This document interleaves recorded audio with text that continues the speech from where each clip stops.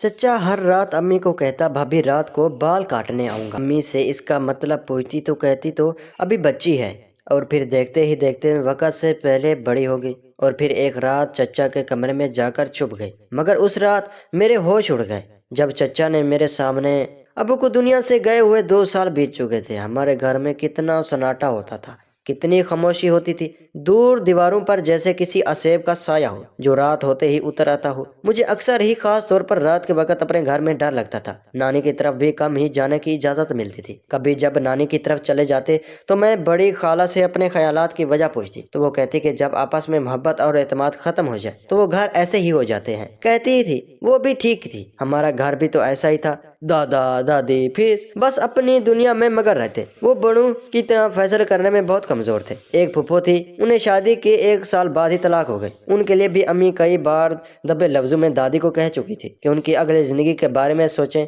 वो दुखी रहती है, शादी हो जाएगी, दोबारा घर बस जाएगा तो उनकी जिंदगी में फिर बहार आ जाएगी।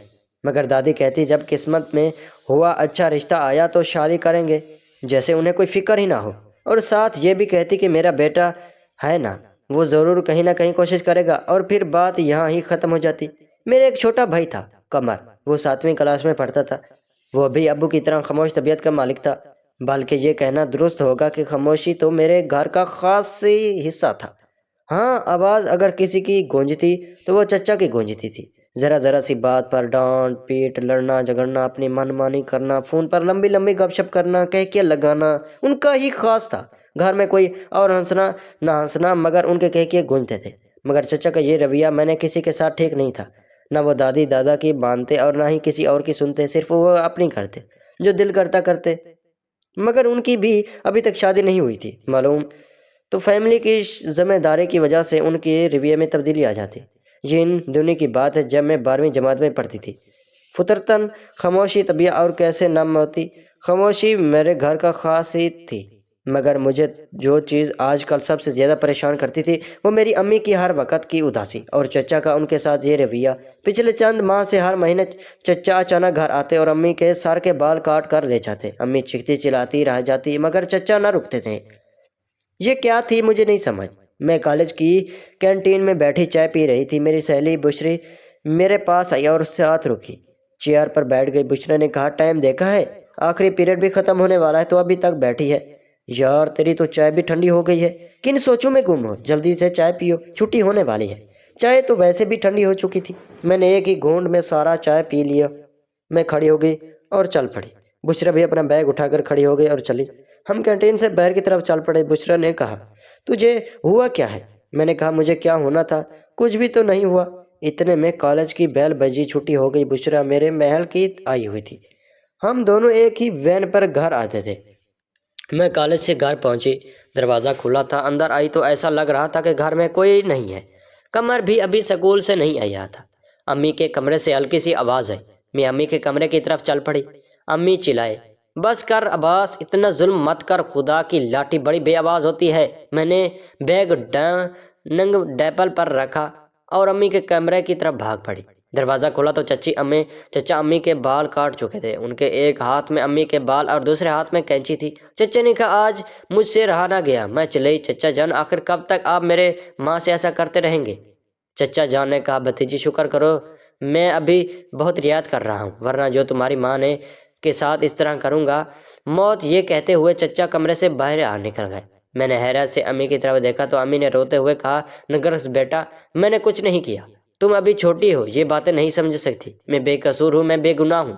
चचा जान अच्छा नहीं कर रहे थे। मैं मजीद अपनी माँ की तजलील बर्दाश्त नहीं कर सकती थी। मैंने चचा के कमरे की तरफ चल पड़ी। मैं बेधड़क कमरे में दाखिल हो गई। चचा ड्रेसिंग टेबल के सामने खड़े अपनी कंघी कर रहे थे। मुझे देखते हुए बोले, मुझे पता था महज मेरी बातों से मेरी भतीजी मुतमईन नहीं होगी।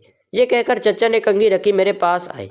उन्होंने अपने दोनों हाथ मेरे कंधों पर रखते हुए कहा, मेरी भतीजी बहादुर है, मेरे भाई की तरह। मेरा भाई भी बहुत बहादुर और गैरतमंद था। मैंने कहा, चचा जान आप। चचा ने मेरी बात काटते हुए कहा, नरगस 1 मिनट में ज़रूरी समझाता हूँ कि तुम्हारी हर बात का जवाब दे दूँ ताकि तुम मुतमईन हो सको, क्योंकि तुम्हें इल्म होना चाहिए कि इस घर में क्या कुछ हो रहा है। ये कहकर चचा अलमारी की तरफ बड़े। अलमारी से एक छोटा बैग निकाला। वो बैग लेकर बेड पर बैठ गए थे और बोले, नरगस तुम भी बैठ जाओ। میں بھی بیٹھ گئی۔ چچا نے بیگ کے اندر سے ایک لفافہ نکالا، اس میں کچھ تصویریں تھیں۔ وہ تصویریں میری طرف بڑھاتے ہوئے بولے، یہ دیکھ لو، مجھے امید ہے کہ آج کے بعد تم مجھ سے گلہ نہیں کرو گی۔ میں تصویریں دیکھتی گئی اور میرے پیروں تلے سے زمین ہی نکل گئی۔ میں بیڈ سے کھڑی ہو گئی، میری آنکھوں کو یقین نہیں آ رہا تھا۔ ابھی میں تصویریں دیکھ رہی تھی کہ امی کمرے میں داخل ہوئی۔ امی نے تصویریں میرے ہاتھ سے چھین کر بیڈ پر پھینک دی اور میرا بازو پکڑ کر مجھے کھینچے لگائی۔ بولے، نرگس تم کچھ نہیں جانتی، کچھ نہیں سمجھی ہوگی، چلو یہاں سے، اور میں دوبارہ تمہیں اس کمرے میں نہیں دیکھنا چاہتی۔ میں نے جھٹکے سے اپنا بازو چھڑایا اور چلائی، چھوڑیں مجھے۔ امی آنکھیں پھاڑے میری طرف دیکھ رہی تھی۔ میں نے کھا جانے والی نظر سے امی کو دیکھا اور بولا، امی اچھا بننے کا ناٹک بند کریں، مجھے شرم آ رہی تھی کہ میں آپ کی بیٹی ہوں۔ میں نے امی مجھے پکڑنا چاہا مگر میں چلائی، امی خبردار مجھے مت چھوئیں۔ یہ کہہ کر میں کمرے سے نکل آئی۔ اما ہکا بکا رہ گئی۔ چچا نے تصویریں اٹھائی اور امی کو دیتے ہوئے بولے، یہ رکھ لو بھابھی، میرے پاس اور بھی بہت ہیں، میں ساری دنیا کو بتاؤں گا کہ میری بھابھی کتنی عظیم عورت ہے، آپ بس انتظار کریں۔ میں اپنے کمرے میں آئی، میں نے دروازہ بند کر لیا۔ میں کافی دیر تک روتی رہی، مجھے یقین نہیں آ رہا تھا کہ میری ماں اتنا کیسے کر سکتی ہے، میرے ابو کی روح کو کتنی تکلیف پہنچتی ہوگی۔ میں 3 دن اپنے کمرے میں ہی بند رہی، کالج نہ گئی۔ تیسرے دن امی کمرے میں آئی اور کہنے لگی، نرگس دیکھو، تم میری بیٹی ہو، میں تمہاری ماں ہوں، تم اپنے دل پر ہاتھ رکھ کر سوچو، کیا تمہاری ماں ایسی ہو سکتی ہے؟ پھر جو دل سے آواز آئی وہی سچ سمجھنا، اور بیٹا انصاف ایسے نہیں کیا جاتا، انصاف تب ہوتا ہے جب دونوں فرقین کی بات کو یکساں اہمیت دے کر کسی نتیجے پر پہنچ جائے۔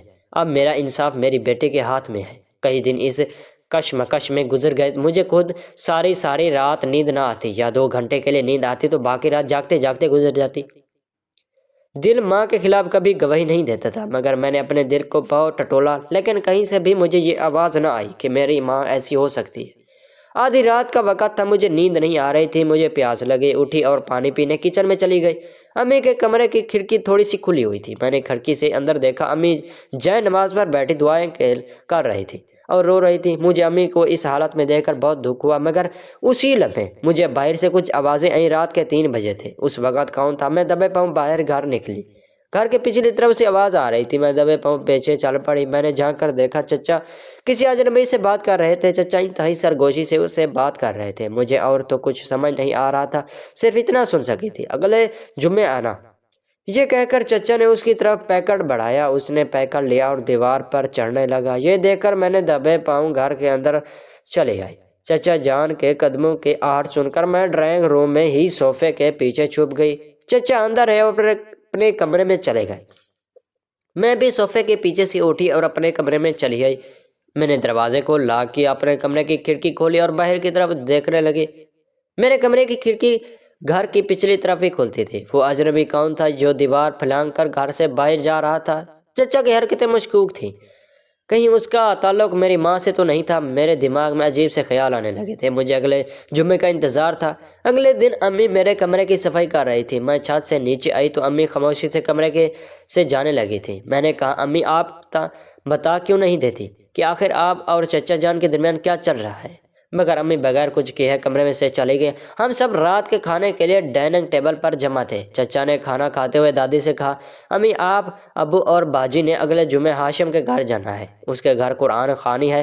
دادا نے کہا، بیٹا قرآن خوانی کیا مردوں کی طرف سے بھی ہوگی؟ چچا نے کہا، جی، خواتین اور مرد حضرات دونوں کی طرف۔ دادی نے امی سے کہا، بہو تم بھی تیار ہو جانا۔ چچا نے کہا، امی 1 منٹ، میرے دوست نے صرف آپ، ابو اور باجی کو بلایا ہے، آپ کیا پورے محلے کو ساتھ لے کر جائیں گی؟ دادی نے کہا، بیٹا میں محلے کو لے کر تو نہیں جا رہی ہوں، بہو کو ہی لے کر جا رہی ہوں۔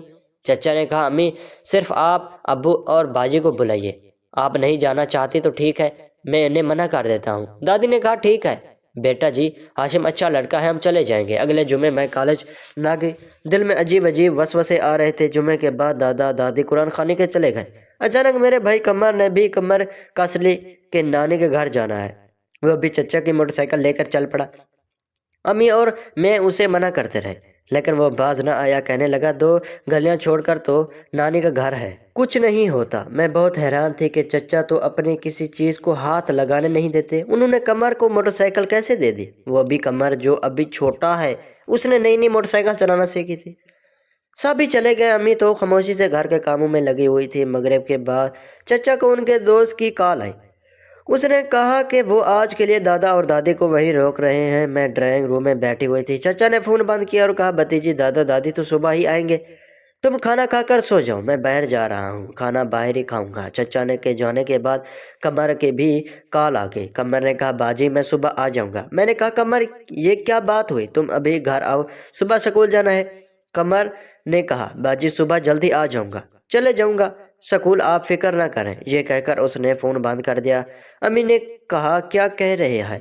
कमर ने सारी बात अम्मी को बताई तो वो सुनकर खामोशी से बावर्ची खाने में चली गई। जुमे को आना, इधर दादी दादे और कमर भी घर पर नहीं थे। मेरा दिल जोर जोर से धड़क रहा था, आखिर ये क्या हो रहा है। खाने के बाद मैं अपने कमरे में चली गई। तकरीबन 10 बजे का वक्त था, मैंने सोने लगे थे। चचा मेरे कमरे में आए, उनके हाथ में स्ट्रॉबेरी शेक था। उन्होंने शेक का गिलास मेरी तरफ बढ़ाया और बोले, भतीजी देखो मैं तुम्हारे लिए स्ट्रॉबेरी शेक लाया हूँ, तुम्हें पसंद है ना? मैं हैरत से पूछा।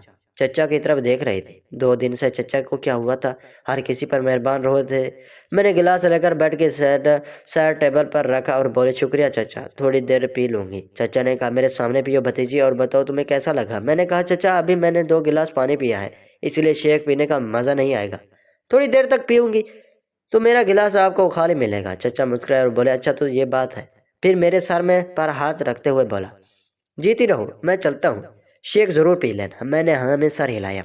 चचा कमरे से बाहर चले गए। मैं उठी, गिलास लिया और अटैच बाथरूम में चली गई। मैंने सारा शेक सिंक में डाल लिया और गिलास वापस टेबल पर रख दिया। मुझे चचा की हरकतें बहुत मशूक लग रही थी। उस दिन के बाद अम्मी भी मेरे साथ बात नहीं कर रही थी। आधी रात हो चुकी थी, मैं जाग रही थी। कदमों की आहट सुनाई दी, कोई मेरे कमरे की तरफ बढ़ रहा था। मैंने जल्दी से आंखें बंद करने के जैसे मैं सो रही हूँ, किसी ने दरवाज़ा खोलकर शायद मुझ पर नज़र डाली और दरवाज़ा बंद कर दिया। मैं सोच ही रही थी कि उठ कर देखूँ तो सही। उसी असरा में बाहर से आवाज़ आई, बहुत अजीब आवाज़ थी। मैंने आहिस्ता से दरवाज़ा खोलकर बाहर देखा। गुस्से से मेरा दिमाग घूम रहा था। चचा क्या करते फिर रहे थे? चचा घर से बाहर निकले। घर की पिछली तरफ एक सर्वेंट क्वार्टर भी था। चचा ने अम्मी के मुंह पर हाथ रखा हुआ था और अम्मी को ज़बरदस्ती खींचे हुए सर्वेंट क्वार्टर में लेकर जा रहे थे। मैं भी दबे पाँव चचा के पीछे चल पड़ी। चचा अम्मी को लेकर क्वार्टर के अंदर दाखिल हुए और दरवाज़ा बंद कर दिया। मैं क्वार्टर के बाहर पहुंची और कान लगाकर बातें सुनने लगी कि अंदर क्या हो रहा था। चचा ने अम्मी के मुंह को कपड़े से बांधा और कुर्सी पर बिठा दिया। कमरे में कोई और भी मौजूद था। चचा ने उसे कहा, जल्दी मुझे रस्सी पकड़वा। चचा ने अम्मी को कुर्सी से बांध दिया और बोले, फिर से वो बोलते चले गए और मैं उनकी मुजरमाना बातें सुनकर हैरान हो गई। चचा ने कहा, शहनाज बीबी, घर में ये जो माल और दौलत तुम देख रही हो, इस अशैश के मज़े ले रही हो, सब मेरी मेहनत की वजह से है। तुम ये समझती रही कि तुम्हारे शौहर और ससुराल मिलकर जो सुपर स्टोर चला रहे हैं, इसकी वजह से ये आराम और आसाइश है। नहीं, ऐसा नहीं है। बिल्कुल सच तो यह है कि आजकल हलाल की कमाई से बंदा अपने लिए ज़रूरत से ज़्यादा 2 जोड़े नहीं बनवा सकता। अब सिर्फ गाड़ी लेना रह गई है। तुम्हारे जाते ही मैंने वो भी ले लूँगा। अफसोस कि तुम इस गाड़ी के मज़े नहीं ले सकोगी। उसके बाद चचा ने एक कागज़ और पेन अम्मी के सामने रखा और बोले, देखो, अगर तुम्हें यह पता चल नहीं गया था मेरी कमाई का कौन सा ज़रिया है तो तुम्हें इसे अपने तक रखना चाहिए, मगर तुम तो फ़ौरन ही सब कुछ बताने के लिए चल पड़ी। मैंने तो तुम्हें ये भी ऑफ़र दी कि मुझसे शादी कर लो। अपने भाई की बेवा से शादी करने से मुझे कोई एतराज़ नहीं, मगर भाभी के तो मिजाज ही 7वें आसमान पर होते हैं। प्यारी भाभी, मैंने आपका पक्का हुआ इंतज़ाम कर दिया। आप इस कागज़ पर लिखेंगे, आप अपने अशना के साथ घर छोड़कर हमेशा के लिए जा रहे हैं। जली तस्वीरें तो पहले ही मेरे पास हैं, ख़त के साथ सबूत मैं सबको दिखा दूंगा, मगर अब आपको यहाँ रहने नहीं दूंगा। इसके बाद चचा के साथी ने अम्मी का मुंह खोल दिया। अम्मी चिल्लाए, अब्बास, क्या तेरा दिमाग ख़राब हो गया है? तुझे अपनी भाभी के साथ ये सब करते हुए ज़रा भी हया नहीं आया? चचा ने कहा, भाभी तुमने खुद ही कहा था कि मुझे में हया नहीं तो नहीं, तुमने सिर्फ 2 लाइनें ही लिखनी है। अम्मी ने कहा, मुझे जान से मार डालो मगर मैं ये नहीं करूँगी। चचा ने कहा, तो जान भाभी मैं अपने ही ले लेता हूँ, मगर ये मेरा एहसान है कि तुम्हारी जान बख्श रहा हूँ। आज मेरा सारा माल यहाँ से शिफ्ट हो जाएगा और तुम इस माल के साथ शिफ्ट हो जाओगी। ये कहकर चचा ने अम्मी को खोल दिया और कहने लगे, मैं कह रहा हूँ ख़त लिखो। मुझे समझ नहीं आ रहा था कि मैं क्या करूँ। मोबाइल मेरे पास था, लेकिन अगर मैं किसी को फ़ोन करती तो चचा ने मेरी आवाज़ सुन लेनी थी। मैंने कमर को इमरजेंसी का मैसेज टाइप किया और मोबाइल साइड पर छुपा दिया। मैंने दरवाजे को धक्का दिया, दरवाज़ा खुला था। मैंने दाखिल हो गई थी। چچا حیرت سے میری طرف دیکھ رہے تھے، مگر میں نے چچا کو کوئی لحاظ نہ کیا اور زور سے چچا کو دھکا دیے وہ دور جا کر گرے۔ چچا اس کے لیے تیاری نہ تھے۔ میں چلائی، امی جلدی باہر آئیں۔ امی اور میں کمرے سے باہر بھاگے۔ چچا نے اپنے ساتھی کو آواز دے کر کہا، پکڑو انہیں۔ ہماری طرف بھاگا کہ اتنے میں ہم کمرے سے باہر نکل آئے۔ ہم نے دروازہ بند کر دیا۔ وہ دروازہ کھولنے کے لیے زور لگانے لگا، میں بھی کنڈی لگانے میں کامیاب ہو گئی۔